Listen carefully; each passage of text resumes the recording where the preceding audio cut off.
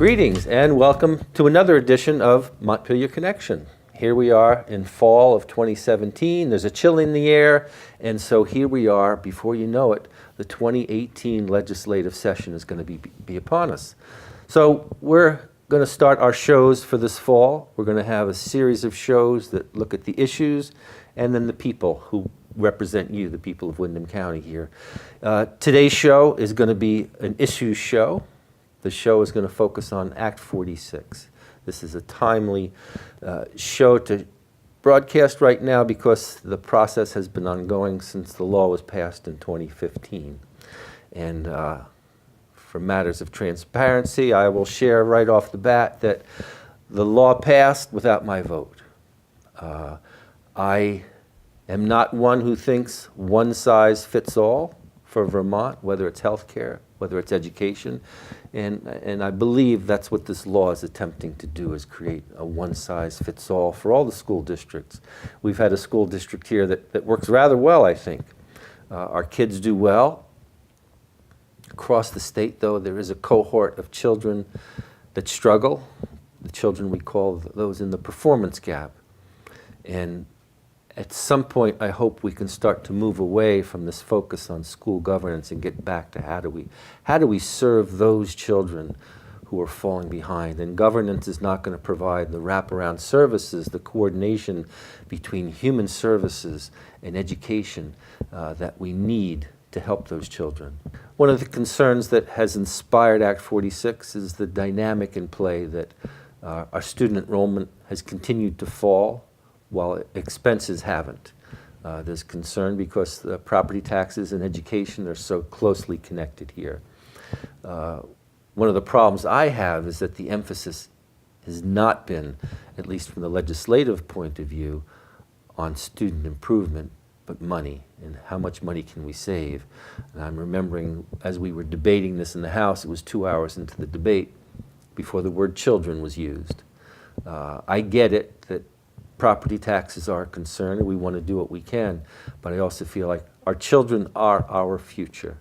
And if that's not the emphasis here, as somebody who has worked for over 30 years, going back to 1984 when I started working as a daycare provider at Putney Daycare, I've worked in lots of different capacities to help our children, and it's where my emphasis continues to be is working on our children, because our children are our future.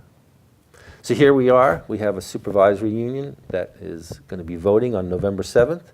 The vote is on whether the towns of Brattleboro, Guilford, Putney, and Dummerston should merge into one school district with one board. To that end, we have as guests today Kristina Naylor and Dan Normandeau.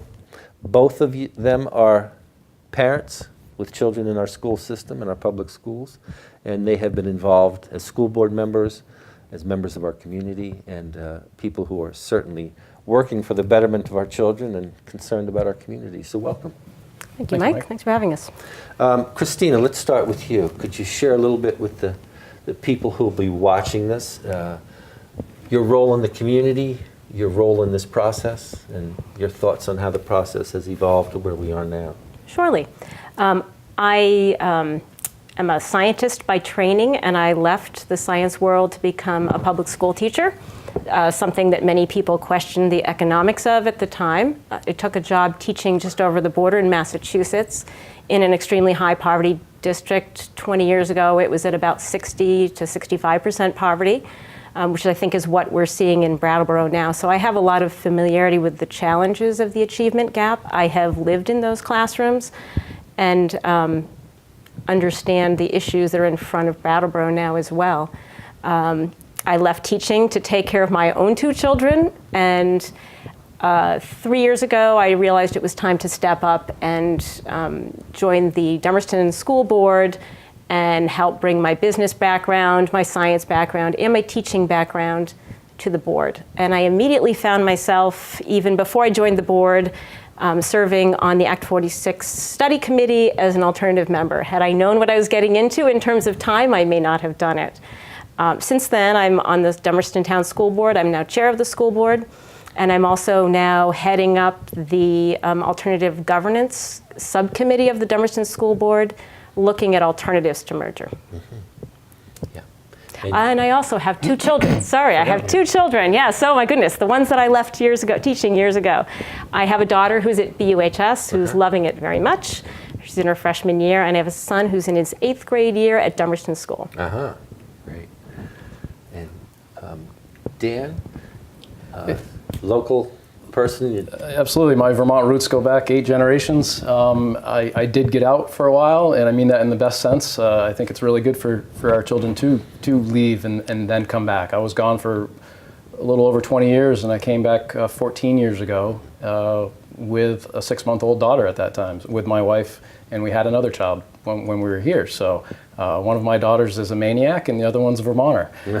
But they're both at Dummerston Elementary School now. Mike, I think for me and for most folks that I know, being a parent and raising a child is the most important task, job, career I will ever have. And I feel that very strongly. And almost everything I do has that focus in it. I joined the school board, I don't even know. I think I was on the board approximately 8 years.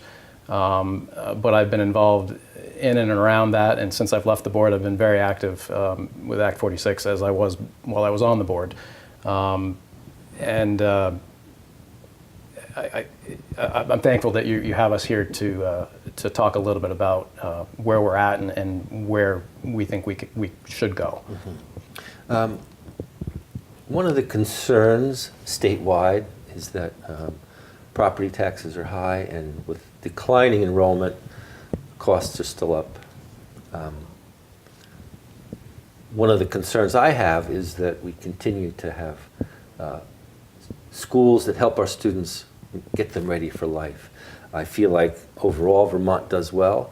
How does Dummerston do? How do you shape up when you look at all the schools in Vermont?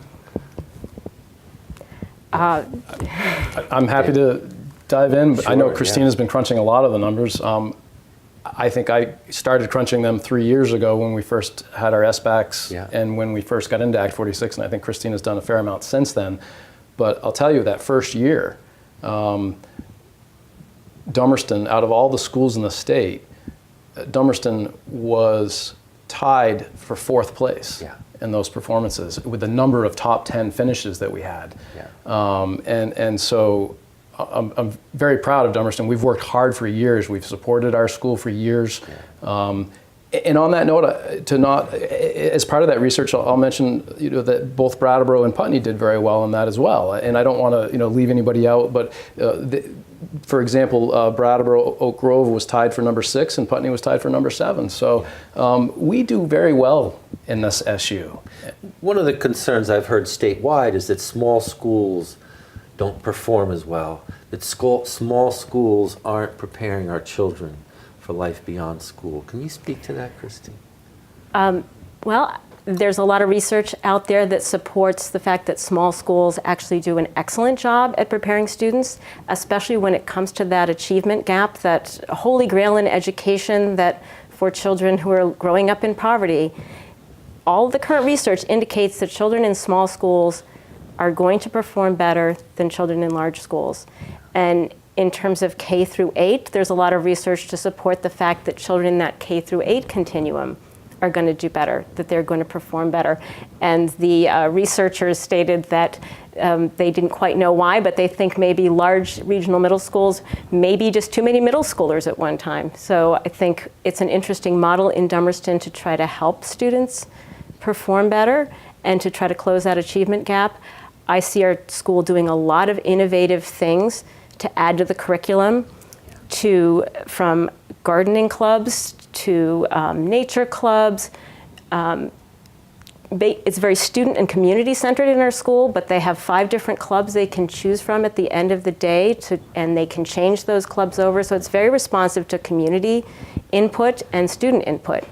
And I think that is the beauty of a small organization, is that they are more efficient. Microsoft did not come from IBM, it came in a garage. And so I think when we talk about small organizations, they do have advantages over large organizations, especially in innovation and responsiveness to our children. One of the things we're seeing in medicine right now is that being a rural state, we're challenged sometimes to provide what we need, and even in mental health. So the internet has been that window to the world. Is that possible in education as well? They're using it in Dummerston. My daughter, who was ready for algebra in 8th grade, could take algebra through an internet program and could get high school credit for it. So there's many opportunities to do that.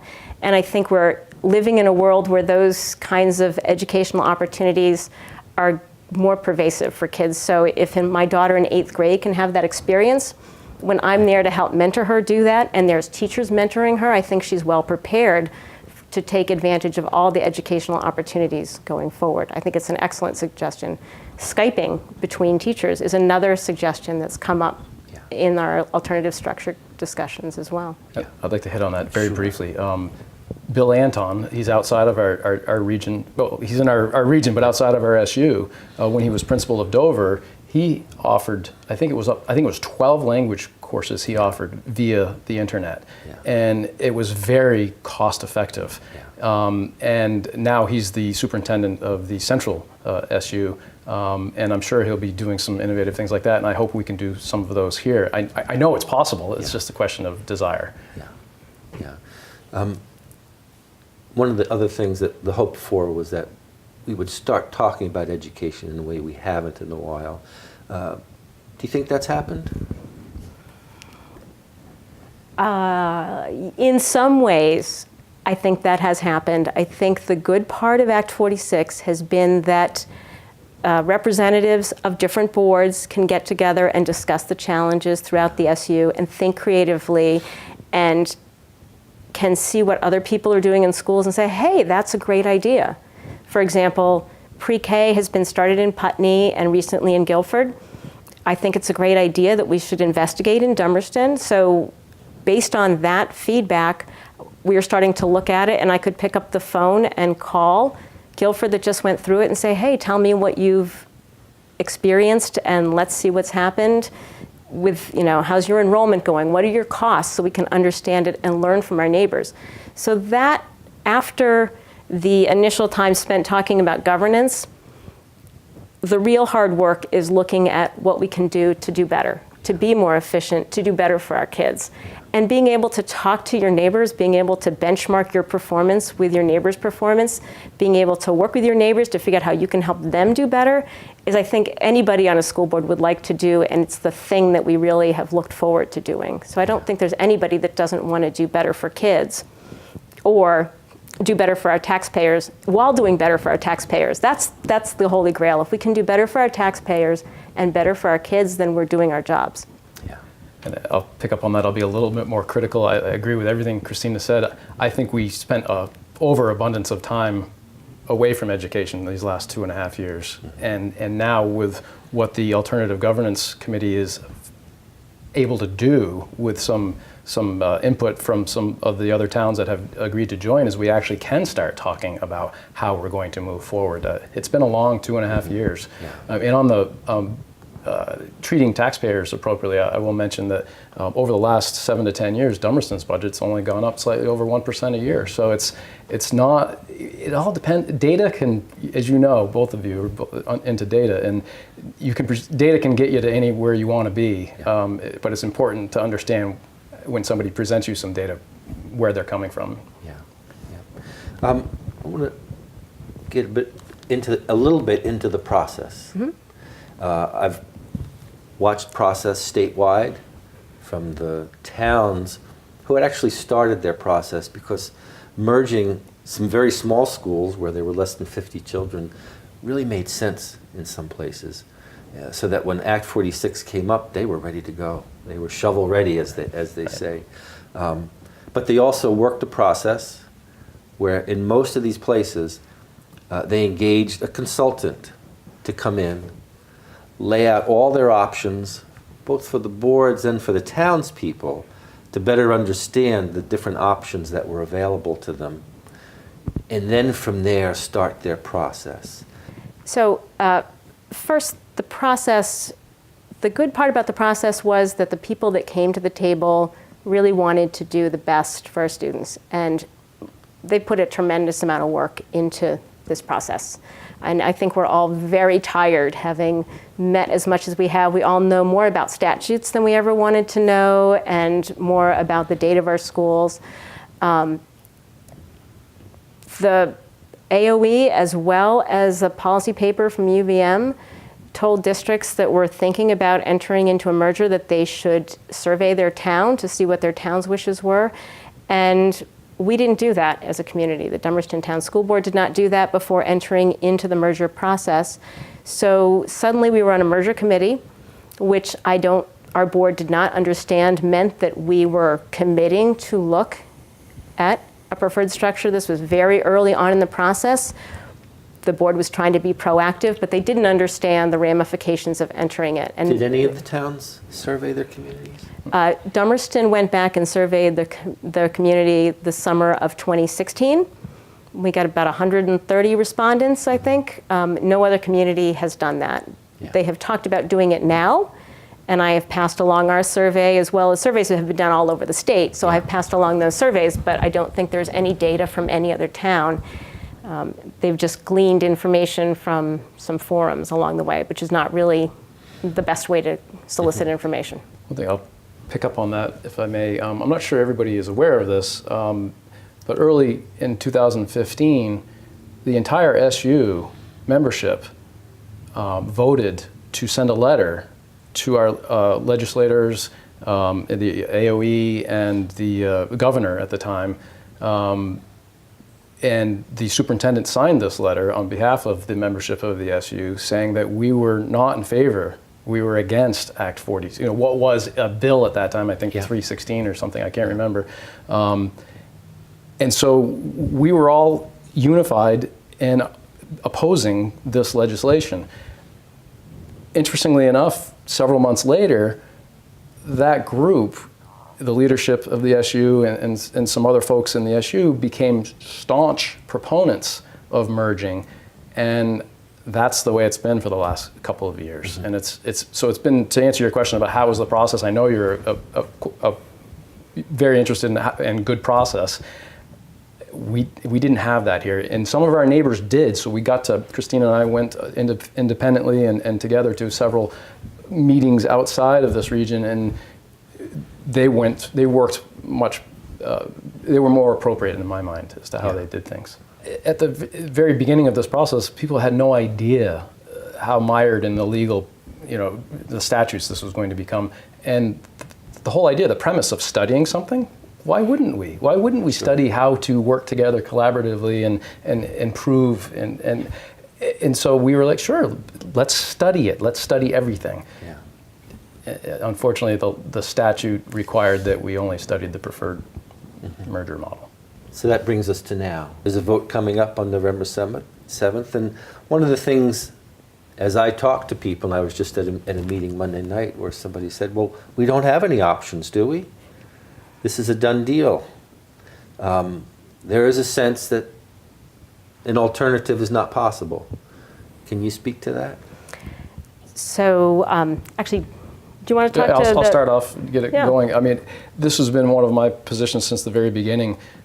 Act 46 has Section 9 in it, which absolutely discusses alternative governance structure. Yeah. And it spells out very clearly the things you need to do as of, at that point, I think it was November 30th, 2017. And you have to show how you're going to address the goals of Act 46. We can do that. Yeah. And 2.5 years later, the Alternative Governance Committee is doing that. Yeah. So they're absolutely. So Dummerston has an Alternative Governance Committee.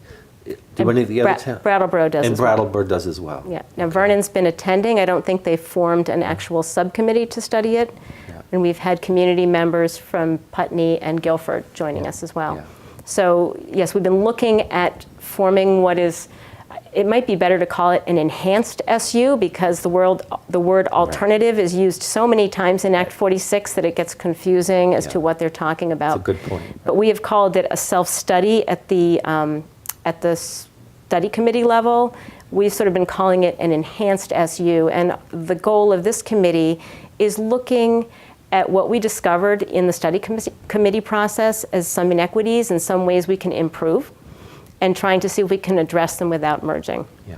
So I mean, one of the big examples of that to me is being able to offer students within our supervisory union the opportunity to transfer schools if they have to. And I think Rebecca Holcomb came and spoke to us in Putney, gosh, year and a half ago now, I think. And she spoke very passionately about sometimes a school isn't working out for a student. And I've seen this, and you want to give a student a fresh start. And in a merged district, that is a very easy thing to do. And our superintendent, when she presented the articles of agreement to the Board of Education last month, that was one of the two things she stated as a distinct advantage.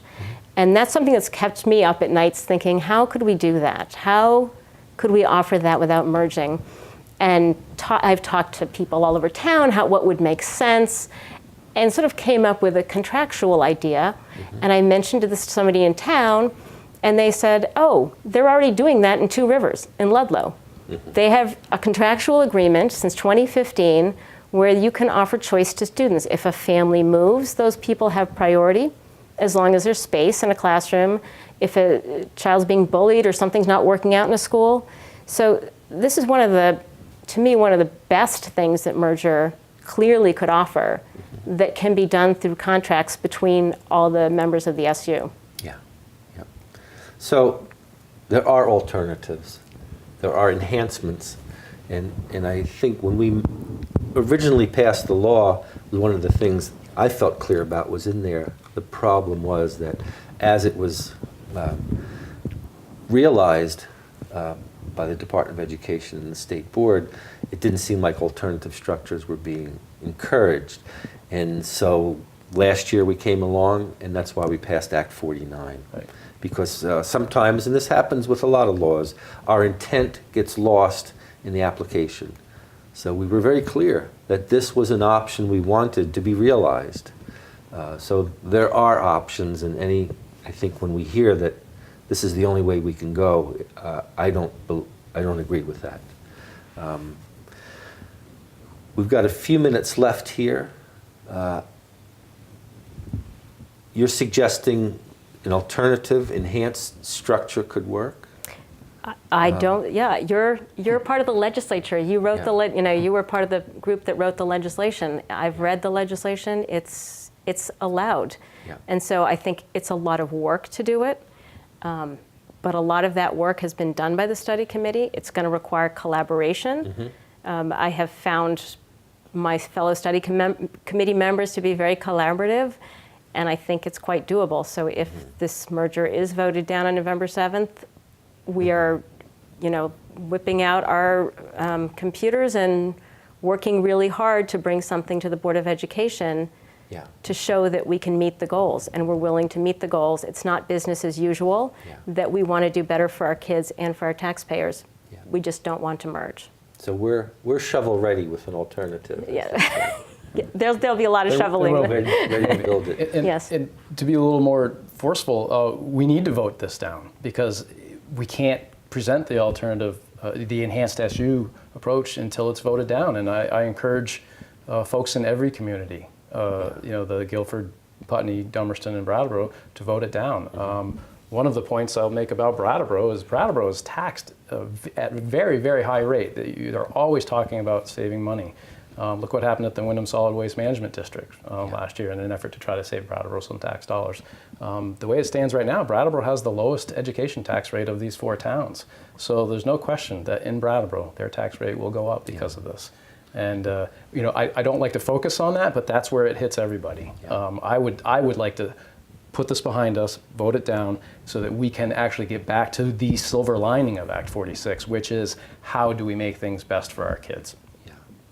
Well, you make a good point, too, about the Waste Management District. They consolidated several years ago. They created a super board, which was weighted to Brattleboro, and it was Brattleboro's votes that tipped the scale to shut that recycling program down. Right. Now we're all scrambling, and our little towns didn't really have a say in it. Correct. I'm afraid we're setting up a similar situation where 5 years down the road, 10 years down the road, the same people are not going to be on the boards necessarily, and that could happen. Well, I appreciate you taking the time. This has certainly been a time-consuming endeavor, and a lot of people, I want to recognize, a lot of people have put a lot of time into this. They put their heart into that, and what I would remind people is that when these big things come up, they don't get settled in only a couple of years. I look back to the arc, going back into the 90s, where we ended up now with marriage equality. Back in the early 90s, the Ron Squires of Guilford helped pass the first law, which added gender orientation to our list of things we can't discriminate against. And then 10 years later, we passed civil unions. And then here we are now in 2017, and we've had a few years of marriage equality under our belts. So these are long arcs when we try and change some basic parts of our society. I appreciate the work everyone has done. Whatever you do, I suggest you get out and vote. I think it's pretty clear. We hope we can vote this down and look at the alternative and enhanced structure as we move forward for what's best for our children. Thank you. Thank you, Mike. Yeah, Thank you for your work in the future, because you've been involved for a long time, and I know you will continue to be involved. And thank you to the people here at BCTV for helping bring important issues like this to you and to bring our work from the legislature. As we move ahead, please feel free to be in touch. All of the legislators' contact information is on the legislative website. We need to hear from you. Until next time, this is Mike Mrowicki from Putney.